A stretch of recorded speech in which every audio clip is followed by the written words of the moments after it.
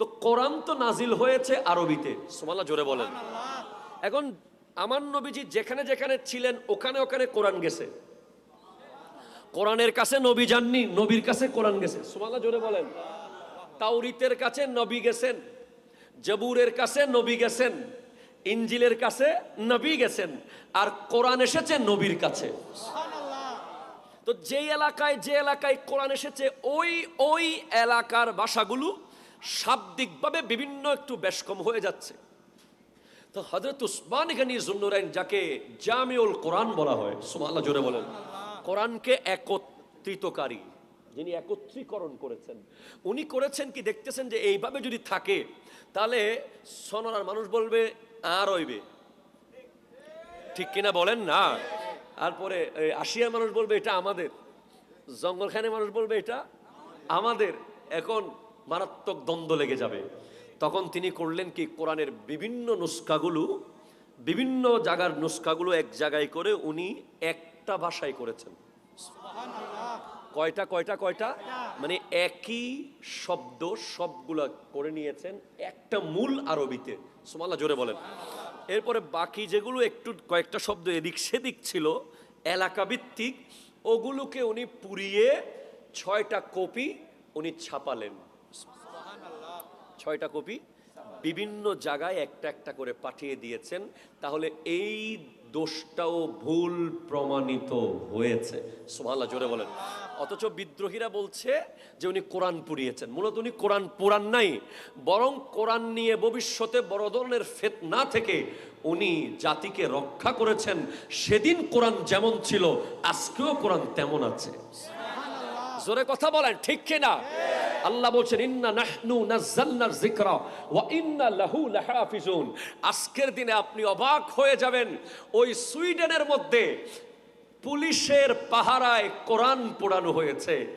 আর আমার মুসলমান ভাই আহমেদ আলুশ তাকেও সুইডেন পুলিশ 2টা কিতাব পোড়ানোর অনুমতি দিয়ে দিয়েছে, তোরাহ এবং বাইবেল।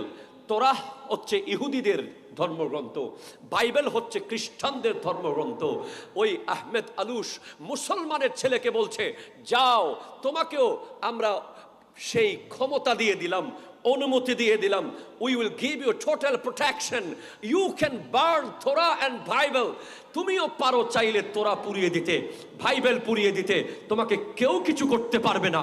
কিন্তু ইসলাম কখনো কোনো ধর্মগ্রন্থ পুরানো শিক্ষা দেয় না। হাত তুলে বলেন ঠিক কিনা? আরো জোরে বলেন ঠিক কিনা বলেন। সেই মুসলমান আহমেদ আলুশ কোরআন হাতে নিয়েছে, তোরাহ আর বাইবেল হাতে নেয়নি। কোরআন হাতে নিয়ে কোরআনের 2 পাতার মাঝখানে একটা ফুল রেখে গোটা বিশ্বকে শান্তির বার্তা দিয়েছে। শান্তির বার্তা দিয়ে বুঝিয়ে দিয়েছে ইসলাম শান্তির ধর্ম, ইসলামে শান্তি ছিল, আছে, থাকবে। Islam will give you total peace, total protection. Islam is the religion of peace. কথা বলেন ঠিক কিনা?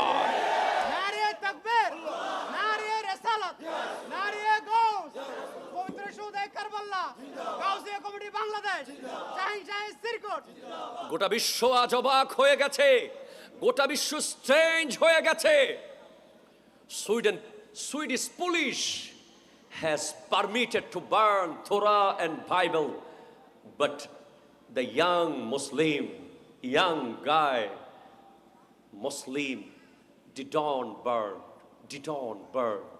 didn't burn because Islam don't allow to burn any religious books. ইসলাম কোন ধর্মগ্রন্থ পুরানোকে কখনো এলাও করে না, ঠিক কিনা? ইসলাম কারো মন্দির ভাঙাকে এলাও করে না, হাত তুলে বলো ঠিক কিনা?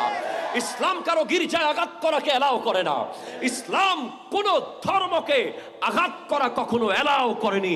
আমার নবী গোটা বিশ্বকে প্রমাণ করে জানিয়ে দিয়েছিলেন ইসলামের কাছে অন্য সব ধর্ম নিরাপদ, নিরাপদ, নিরাপদ, ঠিক কিনা?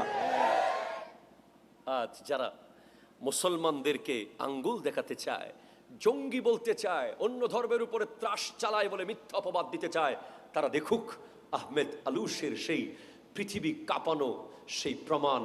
আমরা সোশ্যাল মিডিয়ায় ছাড়ছি, কিন্তু এই সোশ্যাল মিডিয়া তো আমাদের হাতে না। তারা রিচ কমিয়ে দেয় ওই ভিডিওগুলোর, যাতে মুসলমানদের ঐতিহ্যগুলো যেন ফুটে না ওঠে। তারপরেও মানুষ দেখতেছে এই একটা দৃশ্য দেখে বিশ্বের লক্ষ লক্ষ বিধর্মী মুসলমান হয়ে যাচ্ছে। সুবহানাল্লাহ, জোরে বলেন। হায় হায় হায় হায় হায় হায়। ইসলাম কখনো প্রতিশোধ, জোরে বলেন, প্রতিশোধ প্রতিশোধ নেয় না। তুই মারলি কেন আমিও মারবো, তুই কাটলি কেন আমিও কাটবো, তুই দখল করেছিস আমি জবর দখল করব, তুই আমার ছোট চারা গাছ ভেঙে দিয়েছিস আমি তোর গোটা গাছ কেটে ফেলবো। এটা কখনো ইসলাম সাপোর্ট করে না। আমি এই বক্তব্য, এই সনরার প্রোগ্রাম যে আল্লাহর দরবারে কবুল, গত বছর আমি কাবা ঘর নিয়ে একটা বক্তব্য দিয়েছি, সেটা গোটা বিশ্বব্যাপী ভাইরাল হয়ে গেছে। ওই আমার ভাই হজ থেকে এসেছিল, তখন ওনাকে সামনে নিয়ে কাবার কথা বলেছিলাম। আজ আরেকটি কথা বলছি, ইনশাআল্লাহ গোটা বিশ্ববাসী এই সনরার মেসেজটা শুনবে। মনে রাখবেন, পৃথিবীর সমস্ত মানুষকে যদি আপনি দুই ভাগে ভাগ করেন, একদল প্রতিশোধ নিয়েছে, আরেক দল প্রতিশোধ নেয়নি। যারা প্রতিশোধ নিয়েছে সেই দলে আপনি পেয়ে যাবেন ফেরাউনকে, পেয়ে যাবেন নমরুদকে, পেয়ে যাবেন ইয়াজিদকে, পেয়ে যাবেন হিটলারকে, পেয়ে যাবেন বিশ্বের বড় বড় সন্ত্রাসকে। আর যারা প্রতিশোধ কোনোদিন নেয়নি সেই দলে পেয়ে যাবেন আমার দয়াল নবীকে। হাত তুলে বলেন ঠিক না? সেই দলে আপনি পেয়ে যাবেন হযরতে সিদ্দিক আকবর রাদিয়াল্লাহু তাআলা আনকে, ফারুক আযম রাদিয়াল্লাহু তাআলা আন, উসমান যুন্নুরাইন, মাওলা আলী কাররামাল্লাহু তাআলা ওয়াজহুল করিম। প্রতিশোধ কিভাবে না নিয়ে সহ্য করতে হয় তার বিরল দৃষ্টান্ত দেখিয়েছেন হযরতে উসমান গনি যুন্নুরাইন রাদিয়াল্লাহু তাআলা আন। ওই মিশরের মানুষ যখন নতুন গভর্নর হযরতে আবু বকর সিদ্দিক রাদিয়াল্লাহু তাআলা আনহুর সন্তানকে দায়িত্ব দিয়ে দিলেন উসমান গনি যুন্নুরাইন, উনি যখন মিশরের দিকে রওনা হয়েছে তখন মাঝপথে একজন হাবশী দাসকে দেখতে পেলেন, সে দৌড়ে দৌড়ে যাচ্ছে, তাকে আটকানো হলো। তুমি কোথায় যাচ্ছ? বলে মিশরের গভর্নরের কাছে যাচ্ছি। আরে না, মিশরের গভর্নর তো আমি, এইমাত্র খলিফা আমাকে সিলেক্ট করে দিয়েছে। বলে না না না, আমি যাচ্ছি, আমাকে ছেড়ে দেন। সন্দেহ হয়েছে, তাকে পাকড়াও করেছে, তার পকেট থেকে কাগজ বের করেছে, সেখানে লেখা আছে এই মুহূর্তে গভর্নর পৌঁছার পর তাকে হত্যা করো। হযরত উসমান গনি যুন্নুরাইন রাদিয়াল্লাহু তাআলা আনহুর সিল মোহর মারা। মূলত এটা উসমান গনি যুন্নুরাইনের সিল নয়, এটা প্রতারণা করে মারওয়ান হযরত উসমানের শত্রু এই চিঠি পাঠিয়েছিল। আর তারা পুনরায় ফিরে এসেছে হযরত ওসমান যুন্নুরাইনের কাছে। আপনি এখন গভর্নর নিয়োগ করেছেন, আবার তাকে মারার জন্য চিঠি পাঠিয়েছেন। বলে আমি পাঠাইনি, আমি কখনো কাউকে মারার আদেশ দিতে পারি না পারি না পারি না। বলছে তাহলে কে করেছে বলেন? বলেন না, কে করেছে সেটাও আমি বলবো না, কারণ আমার নবীর খেলাফতের মিনবরে এক ফোঁটা রক্ত আমি ঝরতে দেব না। আরো জোরে বলেন সুবহানাল্লাহ। বলে কে করেছে তাকে আমাদের হাতে সুপর্দ করে দেন। বলে না না না, আমি উসমানের রক্ত ঝরে যাবে, আমার গলা পড়ে যাবে, কিন্তু আমার খেলাফতে থাকা অবস্থায় আমার নবীর খেলাফতের মিম্বরে একজন ব্যক্তির রক্তের ফোঁটা আমি পড়তে দেব না। ভাইজান, আর আপনি আমি আজকে আমরা কথায় কথায় প্রতিশোধ, কথায় কথায় প্রতিশোধ, কথায় কথায় প্রতিশোধ। সাহাবায়ে কেরামের জিন্দেগির সাথে আমাদের ছিটে ফোঁটাও মিল নাই, ঠিক কিনা কথা বলেন? ওই বিদ্রোহ কঠিন হয়ে গেল। আপনি এখন গভর্নর নিয়োগ দিয়েছেন, আবার ওনাকে মারার এখন চিঠি দিয়েছেন। সিদ্দিক আকবর রাদিয়াল্লাহু তাআলা আনহুর সন্তান হযরত উসমান গনি যুন্নুরাইনের ঘরে ঢুকে গেলেন, ওনার দাড়ি মোবারক ধরে ফেললেন। উনি বলছেন তোমার বাবা যদি এই দৃশ্য দেখত তোমাকে আজকে ছাড়তো না, কি করতো আমি কল্পনা করতে পারছি না। সাথে সাথে সিদ্দিক আকবর রাদিয়াল্লাহু তাআলার সন্তান ছেড়ে দিয়ে আল্লাহর দরবারে ক্ষমা চেয়ে চলে গেছে। হযরত উসমান যুন্নুরাইন কোরআন তিলাওয়াত করছেন। উনি জানেন ওনার শাহাদাতের আরো 24 বছর আগে, 20 বছর আগে আমার নবী বলেছেন শহীদ। জোরে জোরে বলেন না সুবহানাল্লাহ। সাইদা রাসূলুল্লাহ সাল্লাল্লাহু আলাইহি ওয়াসাল্লাম উহুদান, নবীজি একবার উহুদ পাহাড়ে উঠেছে। ফারাজাফা বিহিম, উহুদ নড়াচড়া শুরু করে দিয়েছে। নবীজি যখন উহুদে উঠেছেন উহুদ নাচতে শুরু করে দিয়েছে। যে গোটা কায়নাতের শ্রেষ্ঠ নবী রসুল আমার উপরে উঠে গেছে। এমনিতে উহুদ তো দরুদ পড়তো নবীকে দেখলেই, উহুদ নাচা শুরু করে দিয়েছে। তো নবীজি বলছেন উসবুত উহুদ, এ উহুদ তুমি শান্ত হয়ে যাও। ফাইন্নামা আলাইকা নাবিয়্যুন ওয়া সিদ্দীকুন ওয়া শহীদান, তোমার উপরে একজন নবী দাঁড়িয়ে আছে, একজন সিদ্দিক দাঁড়িয়ে আছে, দুজন শহীদ দাঁড়িয়ে আছে। বলে কি বলেন?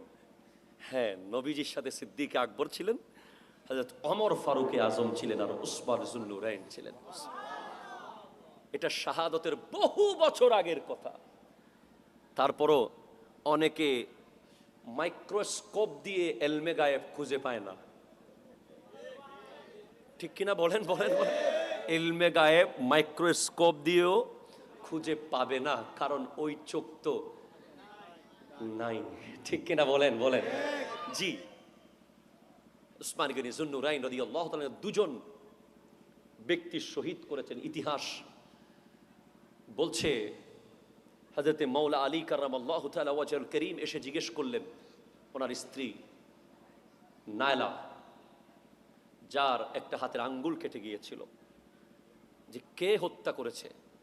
বলে দুজন ব্যক্তি, চিনি নাই, দেখি নাই, চিনি না, দেখেছি হত্যা করে চলে গেছে। হযরত উসমান যুন্নুরাইন কোরআন তিলাওয়াত অবস্থায় শহীদ হয়েছেন।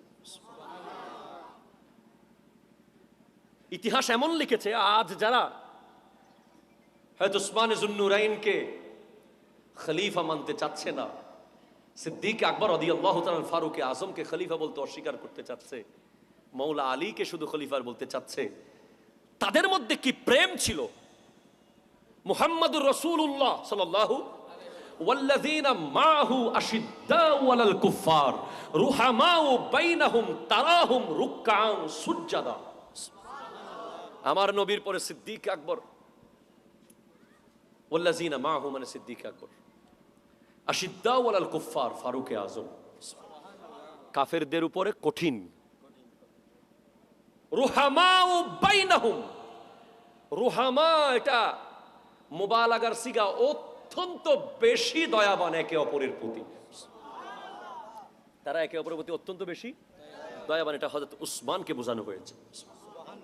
হযরত আলী রাদিয়াল্লাহু তাআলা হাসান ও হুসাইন রাদিয়াল্লাহু তাআলা আনহুমা দুজনকে দুইটা তলোয়ার দিয়ে বলেন, যাও উসমান গনি যুন্নুরাইনের ঘরের গেটে পাহারা দাও, ওনাকে যেন কেউ আঘাত করতে না পারে। পরে যখন উনি শহীদ হয়েছেন, ইতিহাস লিখেছে যে মাওলা আলী দুই নওয়াসার উপরে এমন রেগে গিয়েছিলেন, তোমরা কোথায় ছিলে, তোমাদের সামনে কিভাবে হত্যা করলো। ওনারা চিন্তিত হয়ে, বাবা আব্বা জান আমরা পারি নাই, কোন দিকে চলে গিয়েছে, এটা নসিবে ছিল। সেদিন খুব দ্রুত বলছি, অনেক কথা মাঝখানে, একজন এসে বলে মাওলা আলীকে আপনার হাতে বায়াত গ্রহণ করতে চাই। তখন হযরতে মাওলা আলী কাররামাল্লাহু তাআলা ওয়াজহুল কারীম বলছে, তুমি কে ভাই? কি বলছে? তুমি কে? তুমি কে আমার হাতে বায়াত নিয়ে আমাকে খলিফা বানিয়ে দিচ্ছ? তুমি কে? এটা তোমার দায়িত্ব নয়, এটা বদরি সাহাবাদের দায়িত্ব। বদরি সাহাবারা সবাই এসে হযরতে মাওলা আলী কাররামাল্লাহু তাআলা ওয়াজহুল কারীমের হাতে বায়াত গ্রহণ করে ওনাকে খেলাফতের মসনদে বসিয়ে দিলেন। একটু জোরে বলেন না সুবহানাল্লাহ। খেলাফত শুরু হলো হযরতে মাওলা আলী কাররামাল্লাহু তাআলা ওয়াজহুল কারীমের খেলাফত। একটু দরুদ শরীফ পড়েন, আল্লাহুম্মা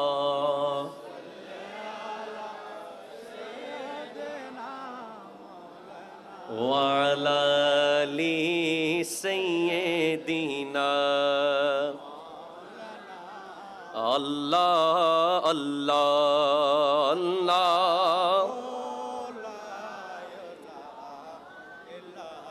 हामिद महमूद और मोहम्मद दो जग के सरदार, गैब की खबरें देने वाला रहमत का सरकार मदनी अल्लाह अल्लाह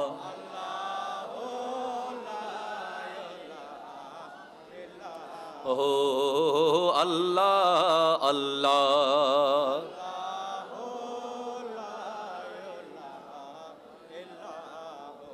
সুবহানাল্লাহ, জোরে বলেন সুবহানাল্লাহ। সুন্নিদের মতে মৌলা আলীর খেলাফত হলো 656 থেকে 661। সুবহানাল্লাহ, বুঝে নিবেন। আর শিয়া সম্প্রদায়ের মতে ইমামত 632 থেকে 661। তা আমরা শিয়া না সুন্নি? সুন্নি। একটু জোরে জোরে কর না কি? সুন্নি। আচ্ছা, মৌলা আলীকে আর্টিফিশিয়াল শান বাড়াতে হবে নাকি আল্লাহর দেওয়া শান যথেষ্ট? জোরে কর না, কার দেওয়া শান যথেষ্ট?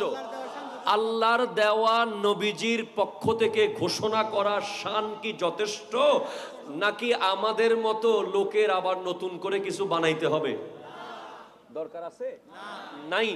সেজন্য স্পষ্ট করে বলে দিই সোনারার জমিন থেকে, নতুন নতুন ঈদ আমাদের জন্য ভালো, তবে 2023 সালে একটা নতুন ঈদ বানাই ফেললে এটা কি মেনে নেওয়া যাবে?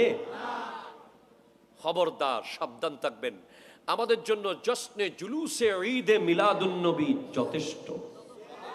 কথা জোরে বলেন, ঠিক কিনা?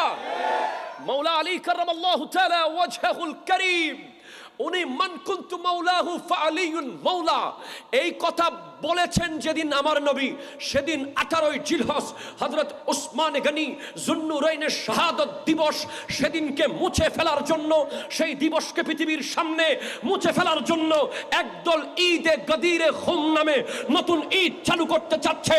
এই ঈদ বাংলার জমিনে চালু করতে দেওয়া হবে না। হাত তুলে বলো ঠিক কিনা? আরো জোরে বলো ঠিক কিনা বলো।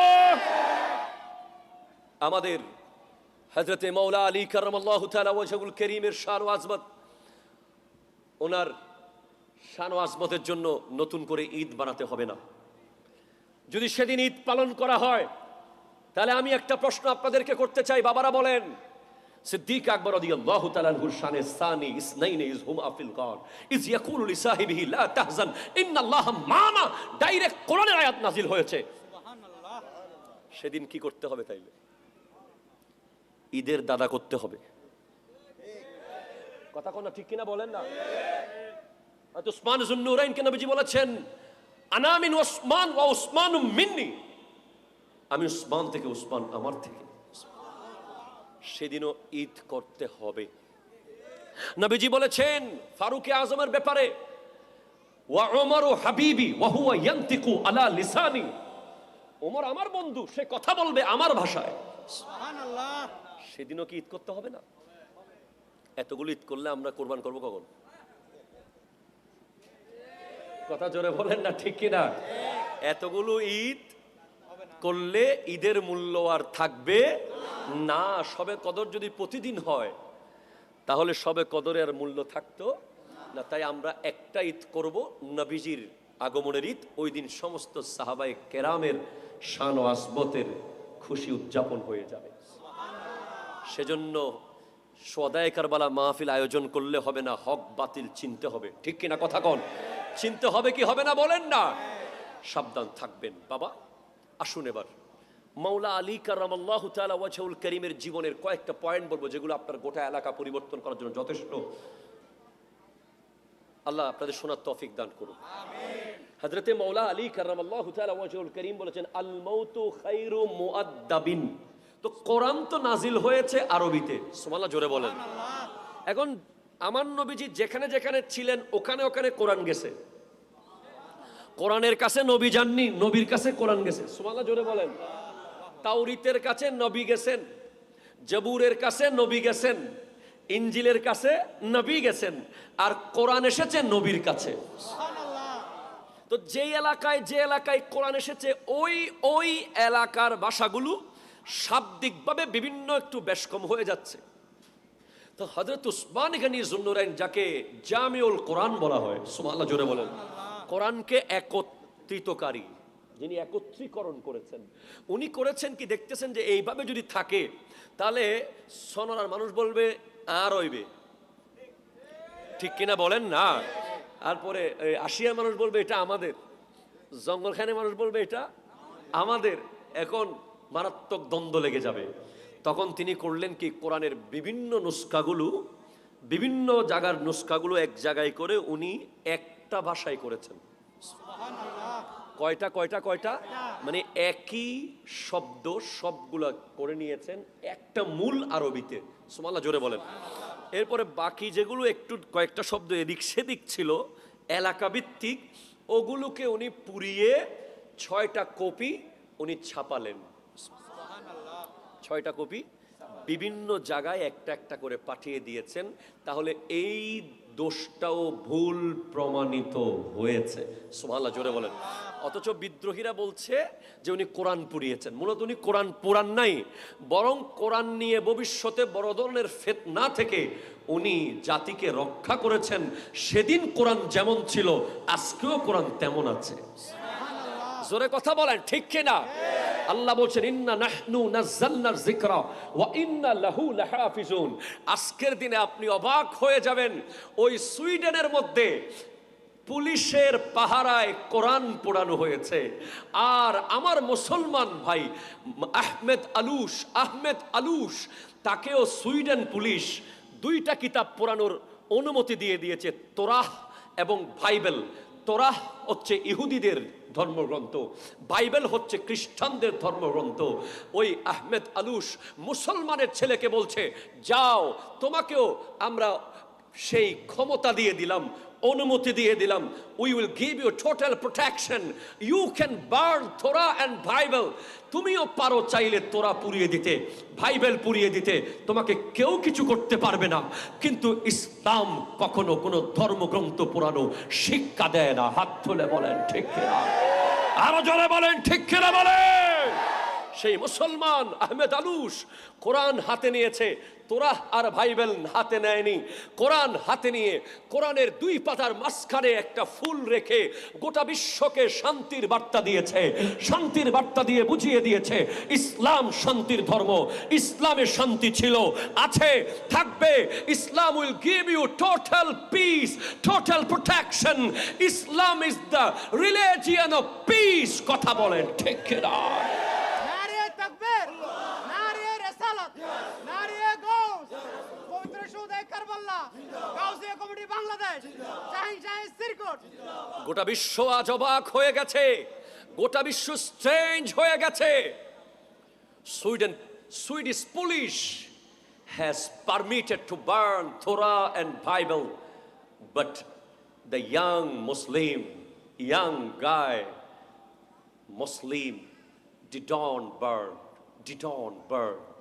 didn't burn, because Islam don't allow to burn any religious books. ইসলাম কোন ধর্মগ্রন্থ পোড়ানোকে কখনো এলাও করে না, ঠিক না? ইসলাম কারো মন্দির ভাঙাকে এলাও করে না। হাত তুলে বলো ঠিক কিনা? ইসলাম কারো গির্জায় আঘাত করাকে এলাও করে না। ইসলাম কোন ধর্মকে আঘাত করা কখনো এলাও করেনি।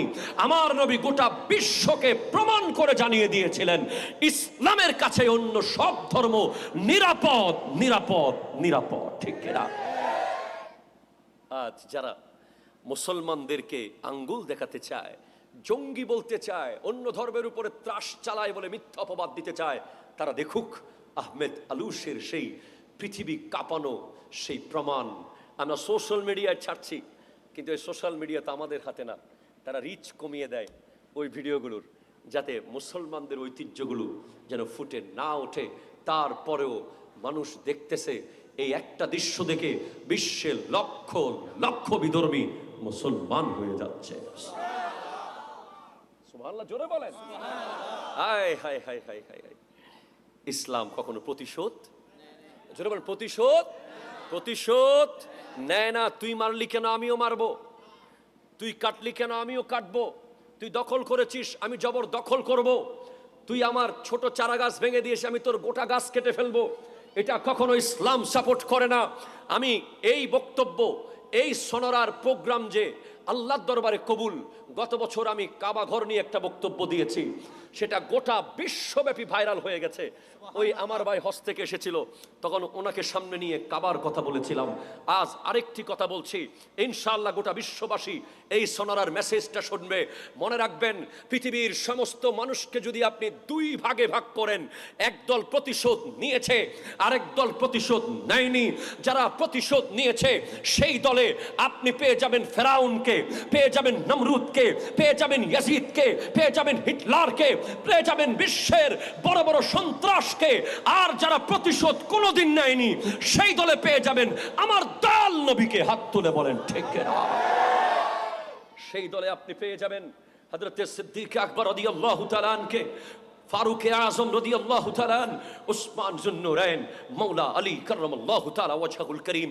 প্রতিশোধ কিভাবে না নিয়ে সহ্য করতে হয় তার বিরল দৃষ্টান্ত দেখিয়েছেন হযরতে উসমান গনি যুন্নুরাইন রাদিয়াল্লাহু তাআলা আন। ওই মিশরের মানুষ যখন নতুন গভর্নর হযরতে আবু বকর সিদ্দিক রাদিয়াল্লাহু তাআলা আনহুর সন্তানকে দায়িত্ব দিয়ে দিলেন উসমান গনি যুন্নুরাইন, উনি যখন মিশরের দিকে রওনা হয়েছে তখন মাঝপথে একজন হাবশী দাসকে দেখতে পেলেন। সে দৌড়ে দৌড়ে যাচ্ছে, তাকে আটকানো হলো। তুমি কোথায় যাচ্ছ? বলে মিশরের গভর্নরের কাছে যাচ্ছি। আরে না, মিশরের গভর্নর তো আমি, এইমাত্র খলিফা আমাকে সিলেক্ট করে দিয়েছে। বলে না না না, আমি যাচ্ছি, আমাকে ছেড়ে দেন। সন্দেহ হয়েছে, তাকে পাকড়াও করেছে, তার পকেট থেকে কাগজ বের করেছে, সেখানে লেখা আছে এই মুহূর্তে গভর্নর পৌঁছার পর তাকে হত্যা করো। হযরত উসমান গনি যুন্নুরাইন রাদিয়াল্লাহু তাআলা আনহুর সিল মোহর মারা। মূলত এটা উসমান গনি যুন্নুরাইনের সিল নয়, এটা প্রতারণা করে মারওয়ান হযরত উসমানের শত্রু এই চিঠি পাঠিয়েছিল। আর তারা পুনরায় ফিরে এসেছে হযরত ওসমান যুন্নুরাইনের কাছে। আপনি এখন গভর্নর নিয়োগ করেছেন, আবার তাকে মারার জন্য চিঠি পাঠিয়েছেন। বলে আমি পাঠাইনি, আমি কখনো কাউকে মারার আদেশ দিতে পারি না, পারি না, পারি না। বলছে তাহলে কে করেছে বলেন? বলেন না, কে করেছে সেটাও আমি বলবো না, কারণ আমার নবীর খেলাফতের মিম্বরে এক ফোঁটা রক্ত আমি ঝরতে দেব না। আরো জোরে বলেন সুবহানাল্লাহ। বলে কে করেছে তাকে আমাদের হাতে সুপর্দ করে দেন। বলেন না না না, আমি উসমানের রক্ত ঝরে যাবে, আমার গলা পড়ে যাবে, কিন্তু আমার খেলাফতে থাকা অবস্থায় আমার নবীর খেলাফতের মিম্বরে একজন ব্যক্তির রক্তের ফোঁটা আমি পড়তে দেব না। ভাইজান, আর আপনি আমি আজকে আমরা কথায় কথায় প্রতিশোধ, কথায় কথায় প্রতিশোধ, কথায় কথায় প্রতিশোধ। সাহাবায়ে কেরামের জিন্দেগির সাথে আমাদের ছিটে ফোঁটাও মিল নাই, ঠিক কিনা কথা বলেন? ওই বিদ্রোহ কঠিন হয়ে গেল। আপনি এখন গভর্নর নিয়োগ দিয়েছেন, আবার ওনাকে মারার এখন চিঠি দিয়েছেন। সিদ্দিক আকবর রাদিয়াল্লাহু তাআলা আনহুর সন্তান হযরত উসমান গনি যুন্নুরাইনের ঘরে ঢুকে গেলেন, ওনার দাড়ি মোবারক ধরে ফেললেন। উনি বলছেন তোমার বাবা যদি এই দৃশ্য দেখত তোমাকে আজকে ছাড়তো না, কি করতো আমি কল্পনা করতে পারছি না। সাথে সাথে সিদ্দিক আকবর রাদিয়াল্লাহু তাআলার সন্তান ছেড়ে দিয়ে আল্লাহর দরবারে ক্ষমা চেয়ে চলে গেছে। হযরত উসমান যুন্নুরাইন কোরআন তিলাওয়াত করছেন। উনি জানেন ওনার শাহাদতের আরো 24 বছর আগে, 20 বছর আগে আমার নবী বলেছেন শহীদ। জোরে জোরে বলেন না সুবহানাল্লাহ। সাইদা রাসূলুল্লাহ সাল্লাল্লাহু আলাইহি ওয়াসাল্লাম উহুদান, নবীজি একবার উহুদ পাহাড়ে উঠেছে। ফারাজাফা বিহিম, উহুদ নড়াচড়া শুরু করে দিয়েছে। নবীজি যখন উহুদে উঠেছেন উহুদ নাচতে শুরু করে দিয়েছে, যে গোটা কায়নাতের শ্রেষ্ঠ নবী রসুল আমার উপরে উঠে গেছে। এমনিতে উহুদ তো দরুদ পড়তো নবীকে দেখলেই, উহুদ নাচা শুরু করে দিয়েছে। তো নবীজি বলছেন উসবুত উহুদ, এই উহুদ তুমি শান্ত হয়ে যাও। ফাইন্নামা আলাইকা নাবিয়্যুন ওয়া সিদ্দীকুন ওয়া শহীদান, তোমার উপরে একজন নবী দাঁড়িয়ে আছে, একজন সিদ্দিক দাঁড়িয়ে আছে, দুজন শহীদ দাঁড়িয়ে আছে। বলে কি বলেন? হ্যাঁ, নবীজির সাথে সিদ্দিক আকবর ছিলেন, হযরত ওমর ফারুক আজম ছিলেন, আর উসমান যুন্নুরাইন ছিলেন। এটা শাহাদতের বহু বছর আগের কথা। তারপরও অনেকে মাইক্রোস্কোপ দিয়ে এলমে গায়েব খুঁজে পায় না, ঠিক কিনা বলেন বলেন বলেন? এলমে গায়েব মাইক্রোস্কোপ দিয়েও খুঁজে পাবে না, কারণ ওই চোখ তো নাই, ঠিক কিনা বলেন বলেন? জি, উসমান গনি যুন্নুরাইন রাদিয়াল্লাহু তাআলা দুজন ব্যক্তি শহীদ করেছেন। ইতিহাস বলছে হযরতে মাওলা আলী কাররামাল্লাহু তাআলা ওয়াজহুল কারীম এসে জিজ্ঞেস করলেন ওনার স্ত্রী নায়লা, যার একটা হাতের আঙ্গুল কেটে গিয়েছিল, যে কে হত্যা করেছে? বলে দুজন ব্যক্তি, চিনি নাই, দেখি নাই, চিনি না, দেখেছি হত্যা করে চলে গেছে। হযরত উসমান যুন্নুরাইন কোরআন তিলাওয়াত অবস্থায় শহীদ হয়েছেন। ইতিহাস এমন লিখেছে, আজ যারা হয়তো উসমান যুন্নুরাইনকে খলিফা মানতে চাচ্ছে না, সিদ্দিক আকবর রাদিয়াল্লাহু তাআলা ফারুক আজমকে খলিফা বলতে অস্বীকার করতে চাচ্ছে, মৌলা আলীকে শুধু খলিফার বলতে চাচ্ছে, তাদের মধ্যে কি প্রেম ছিল! মুহাম্মাদুর রাসূলুল্লাহ সাল্লাল্লাহু ওয়াল্লাযীনা মাআহু আশিদ্দাউ আলাল কুফফার রুহামাউ বাইনাহুম তারাহুম রুকআন সুজদা। আমার নবীর পরে সিদ্দিক আকবর, ওয়াল্লাযীনা মাআহু মানে সিদ্দিক আকবর, আশিদ্দাউ আলাল কুফফার ফারুক আজম, কাফেরদের উপরে কঠিন, রুহামাউ বাইনাহুম, রুহামা এটা মুবালাগার সিগা, অত্যন্ত বেশি দয়াবান একে অপরের প্রতি, তারা একে অপরের প্রতি অত্যন্ত বেশি দয়াবান। এটা হযরত উসমানকে বোঝানো হয়েছে।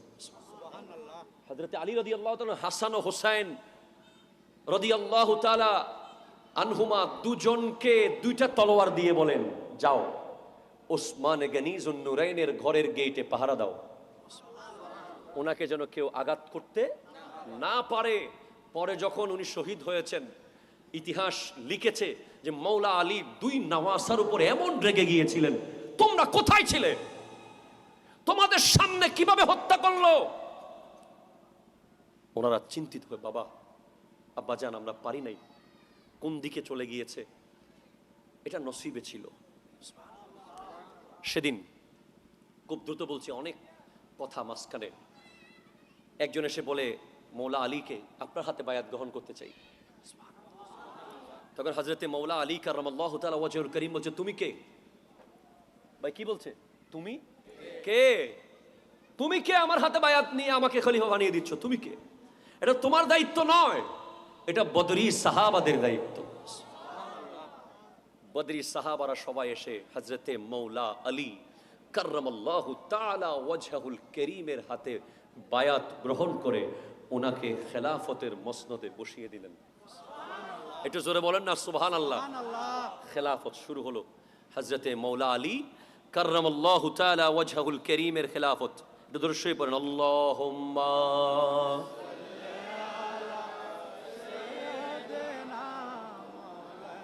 ওয়া আলা আলি সাইয়্যিদিনা আল্লাহ আল্লাহ আল্লাহ। हामिद महमूद और मोहम्मद दो जग के सरदार, गैब की खबरें देने वाला रहमत का सरकार मदनी अल्लाह अल्लाह।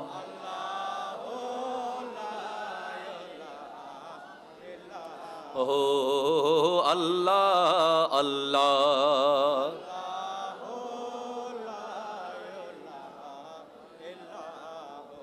সুবহানাল্লাহ, জোরে বলেন সুবহানাল্লাহ।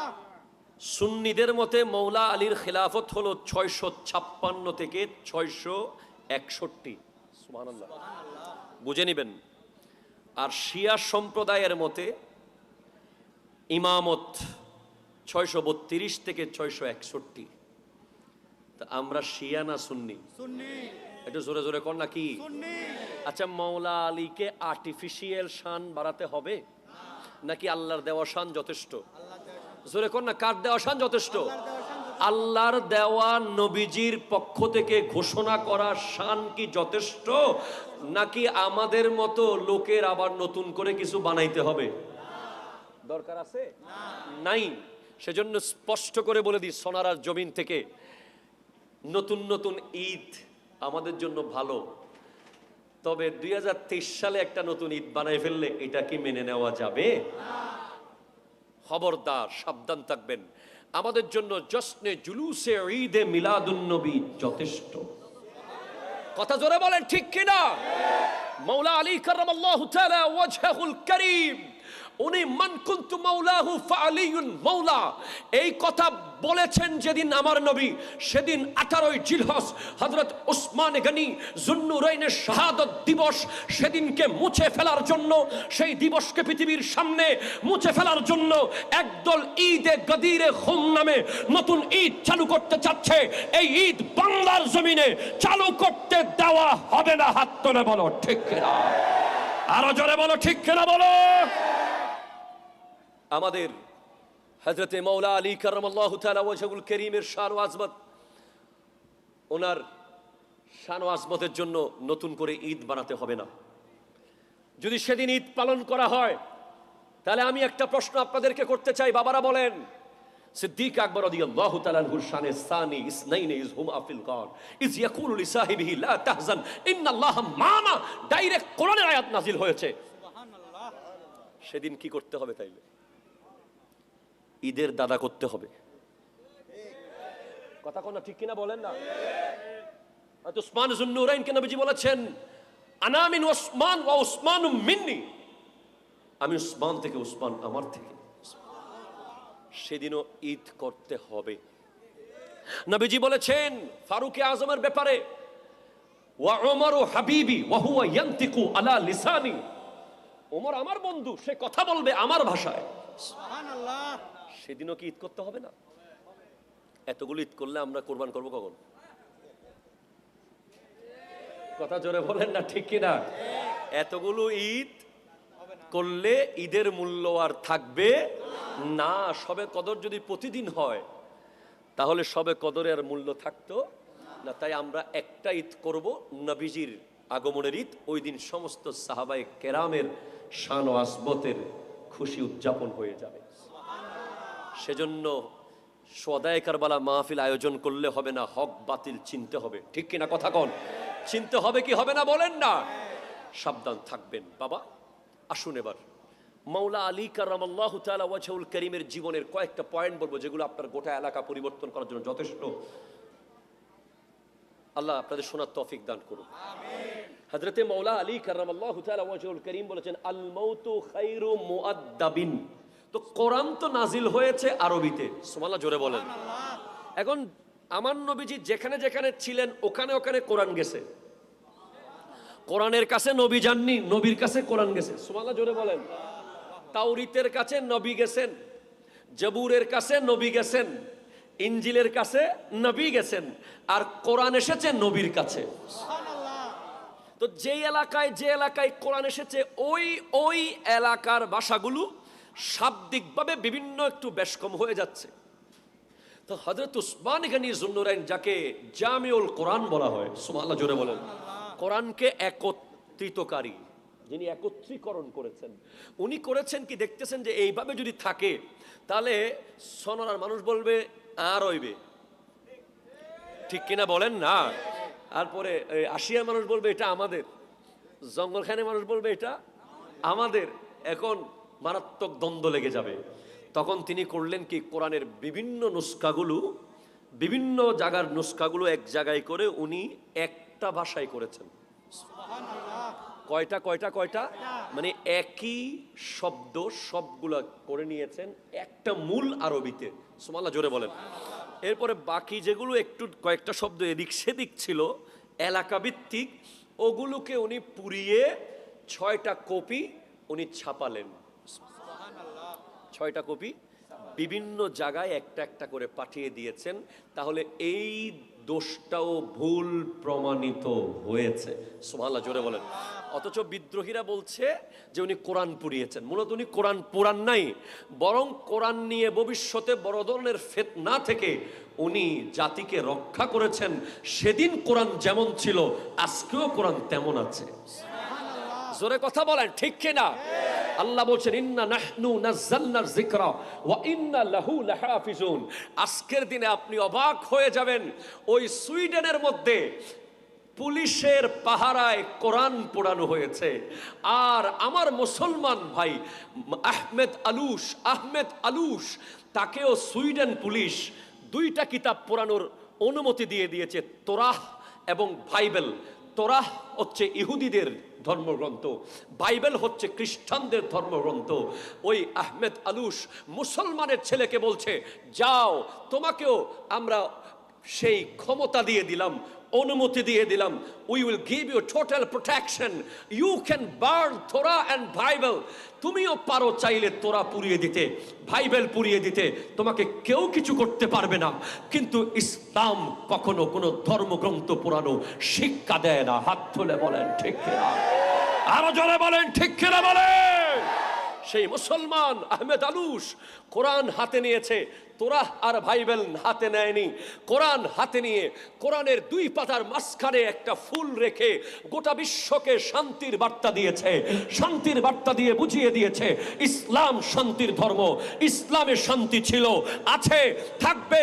ইসলাম will give you total peace, total protection. Islam is the religion of peace. কথা বলেন ঠিক কিনা? নারে তাকবীর, নারে রিসালাত, নারে গাউস, পবিত্র শহীদ কারবালা, গাউসিয়া কমিটি বাংলাদেশ, শাহিনশাহ সিরকোট। গোটা বিশ্ব আজ অবাক হয়ে গেছে, গোটা বিশ্ব স্ট্রেঞ্জ হয়ে গেছে। Swedish police has permitted to burn Torah and Bible, but the young Muslim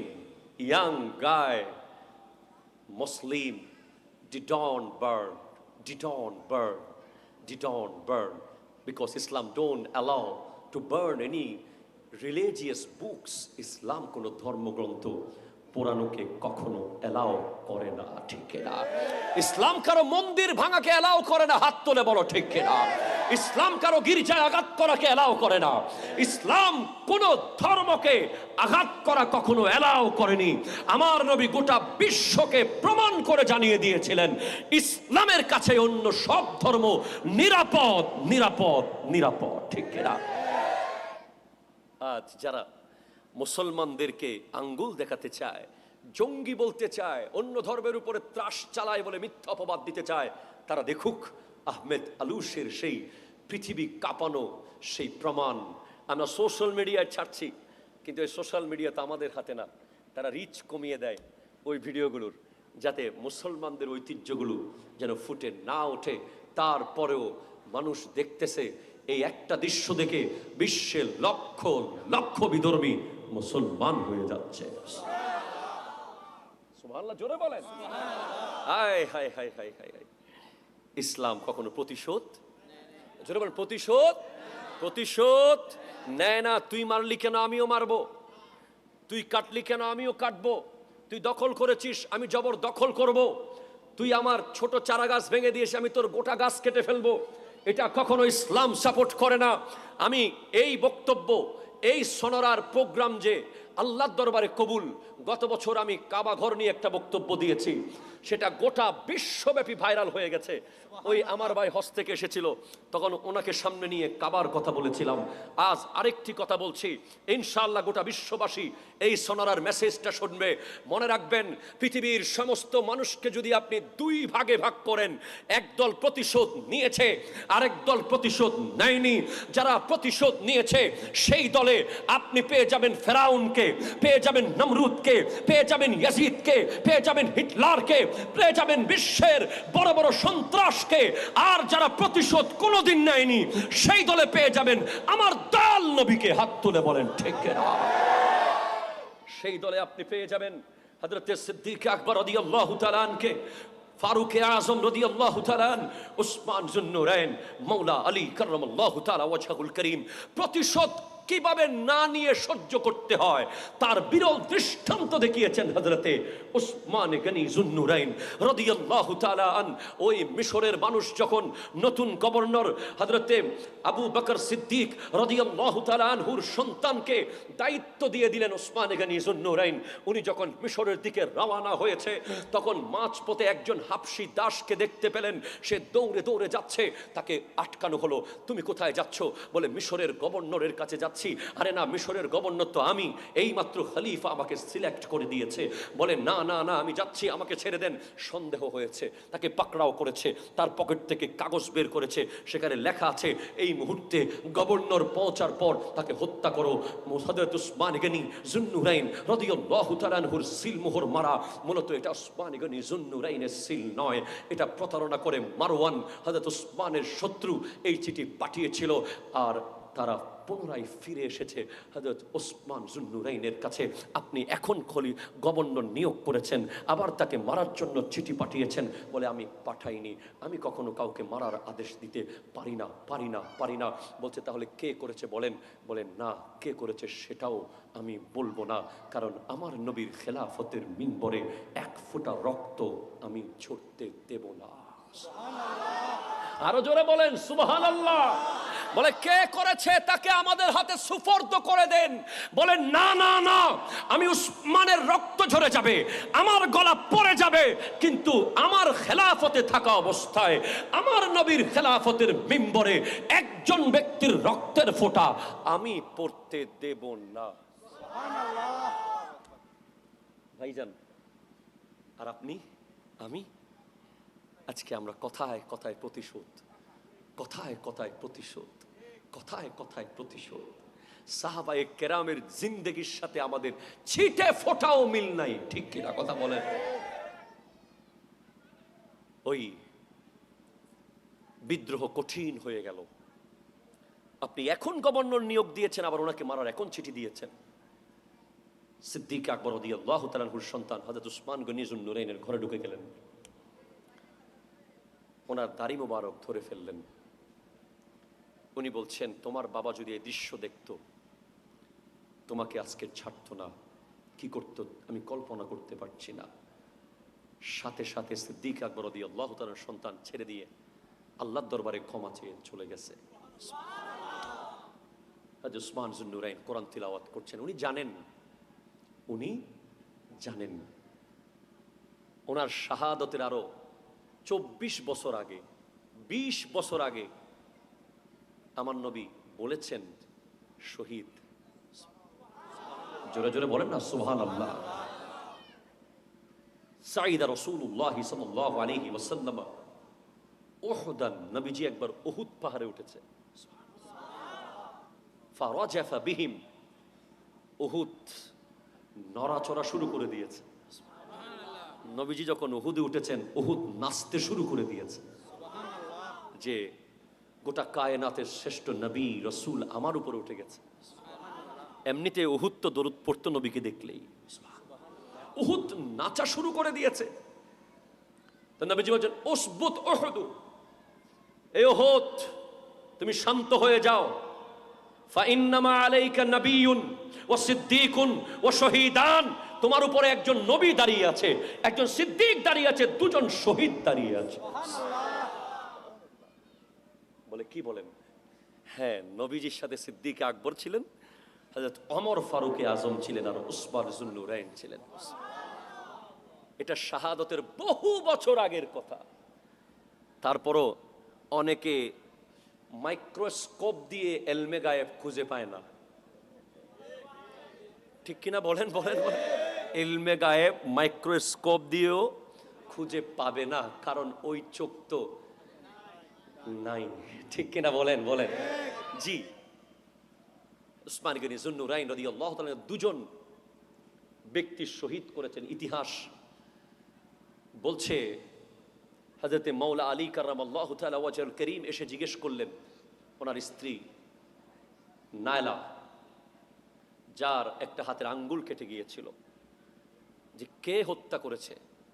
বলে দুজন ব্যক্তি, চিনি নাই, দেখি নাই, চিনি না, দেখেছি হত্যা করে চলে গেছে। হযরত উসমান যুন্নুরাইন কোরআন তিলাওয়াত অবস্থায় শহীদ হয়েছেন।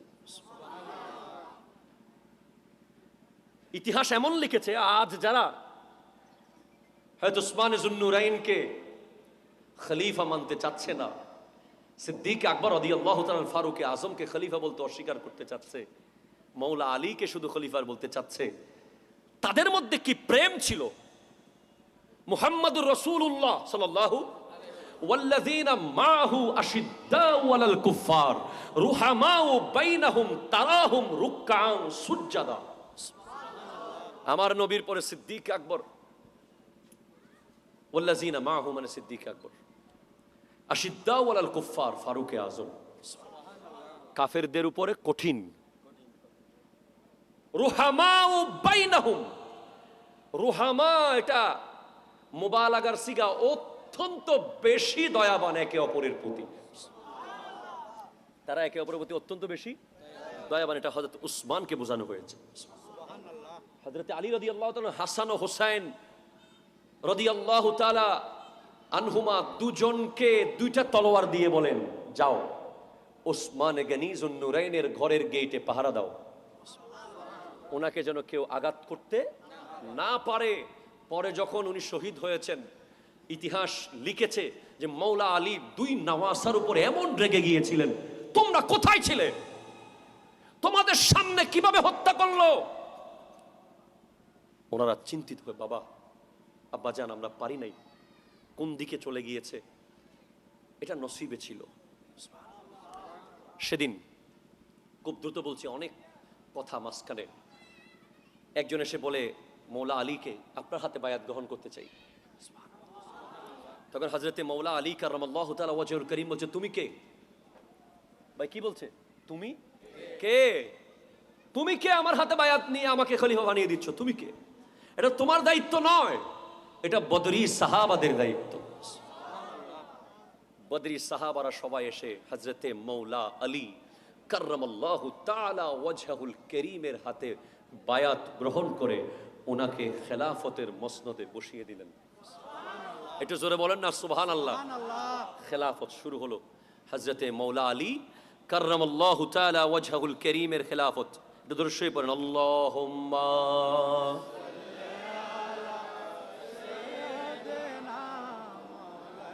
ওয়া আলা আলি সাইয়্যিদিনা আল্লাহ আল্লাহ আল্লাহ।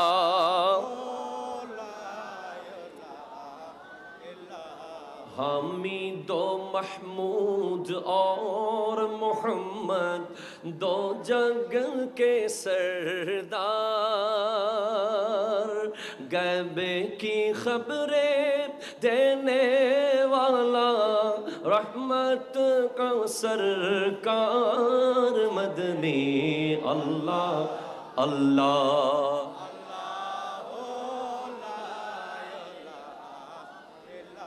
ও আল্লাহ আল্লাহ।